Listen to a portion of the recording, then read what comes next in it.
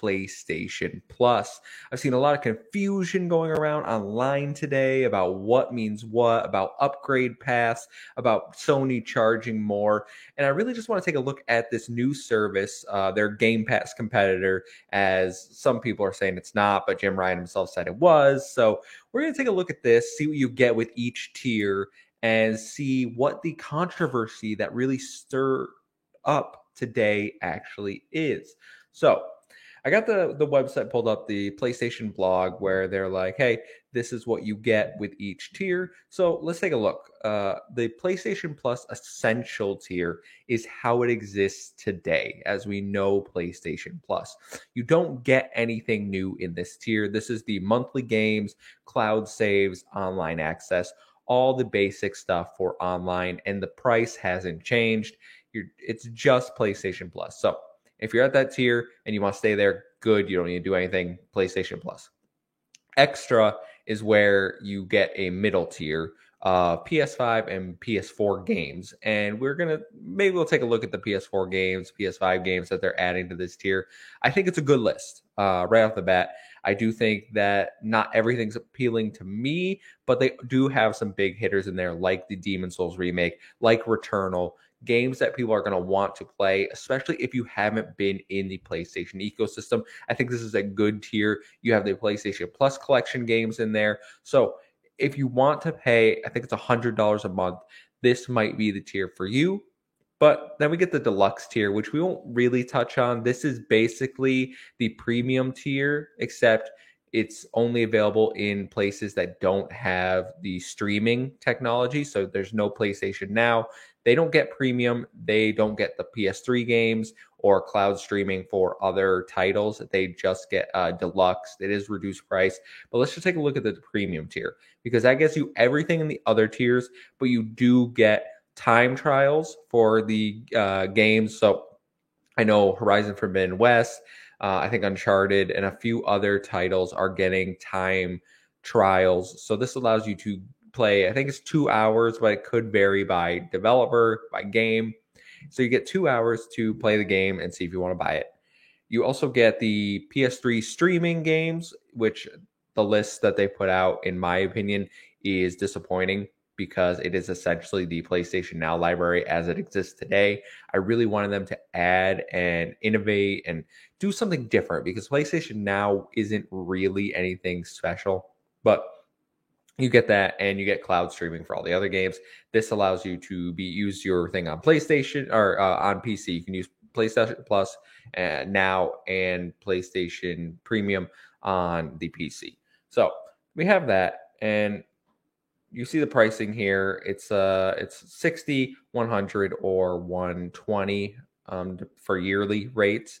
And as I said, you get the Spider-Man, Demon's Souls for the PS4, PS5 part of it. But what I wanted to touch on today, because I've seen controversy going around, and I can actually pull up the tweet. So what I wanted to touch on today was actually the controversy that's coming out, because we saw the new PlayStation Plus rolled out in Asia yesterday. And so Nabelian, who often leaks things doesn't leak things, he shares some news. He's a very good source. If you're not following him, go follow him. He says, according to reports from Asian players who have access to the new PS Plus, if you got your sub at a discounted rate, you'll be charged a higher upgrade fee to make up for the discount. Also, stacked subscriptions must pay for the upgrade of the entire sub duration. Now, I've seen this go around. People have been tweeting it, quote tweeting, being outraged, but there's a lot of misinterpreting going on here. So the upgrade they're talking about is not the change from what you currently have to the new service. The upgrade they're talking about here is when the new service launches and you are put in PlayStation Plus Essential. So say you have PlayStation Plus right now. When the new service launches in June for the US and Canada and North America, you will have PlayStation Plus Essential. If you want to upgrade to PlayStation Plus Extra or PlayStation Plus Premium, then you are going to have to pay the upgrade fee for the entirety of your sub's duration. You can't just subscribe for 1 month and then cancel and go back down to Essential. If you have, say, 6 years of PlayStation Plus stacked, you will then have PlayStation Plus Essential for 6 years. If you want to upgrade, you have to pay 6 years worth of PlayStation Plus premium upgrade rate. Does that make sense? So it's just the upgrade conversion, but you have to pay for the entire length of your subscription. What people are also getting upset about is the discounted. And this one, I think, has a little more reason to be upset because this is basically saying, hey, if you were one of the people that stacked years of PlayStation Plus, or maybe just 1 year of PlayStation Plus, but you got it at a discounted rate, say $40 on Black Friday, when you go to upgrade your PlayStation Plus Essential to PlayStation Plus Extra or PlayStation Plus Premium, it's going to ask you to pay the difference. I have no idea how they know that you got it at a discounted rate, but Sony is saying, hey, you got this cheaper. We're going to make you make up the difference. I think that is a scummy move. I think that is completely anti-consumer. That is literally going against the consumer base and being like, hey, just because you bought it from a retailer probably at a discounted rate, doesn't matter. We're going to charge you more. That is the only issue I have.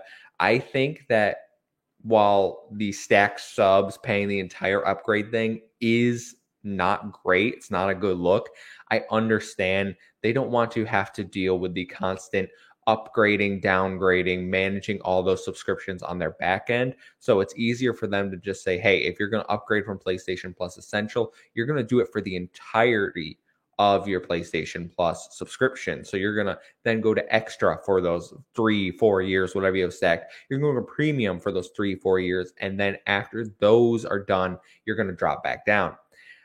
It's frustrating. I completely understand that there are people out there that probably did buy a lot of PlayStation Plus on the cheap for when this service launched, because then their plan was to just upgrade at the reduced cost. So if you stacked and then you also bought a bunch of discounted rates, you could be paying quite a bit of money. I know there was a viral tweet going around of someone that had PlayStation Plus stacked until like 2043, and his total cost was like $1,000 or something ridiculous.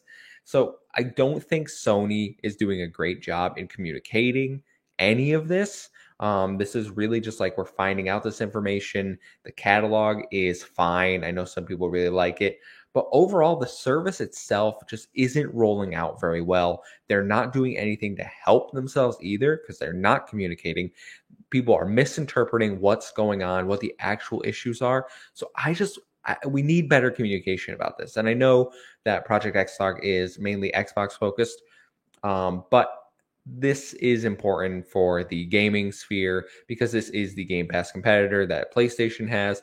And I just wanted to get the word out there because I've seen a lot of misinformation going around. Is it a super big deal? Is this tweet the end of the world that we should all get outraged about?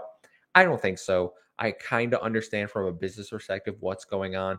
Do I think it's disappointing? Yes. Do I think they need to do better? Yes. But let me know your thoughts down below. If you have any other questions about PlayStation Plus, the new tiers rolling out, I do just want to clarify before I go. If you have PlayStation Now, you're going to be put into PlayStation Plus Premium. If you have PlayStation Plus, you're going to be put into PlayStation Plus Essential. The upgrades on the screen that I'm talking about will only apply if you're going from Essential to Premium or Extra. If you have PlayStation Now, you do not need to worry about any of this. You will have all the features. It is not an upgrade. You won't have to pay to unlock anything at that higher tier. That's not what these reports are saying. Now that we have that out of the way, please like, share, subscribe, leave us a review. We really do appreciate it. We're approaching 30 reviews over on Apple. So head over there, drop us a review of the content. We have so much more coming for you. I know I keep saying it. It's in the works. We're working really hard behind the scenes to bring you guys some stuff I think you're really going to enjoy. But until next time, I've been Kevin, aka the Muffin Man, and I will see you. Goodbye.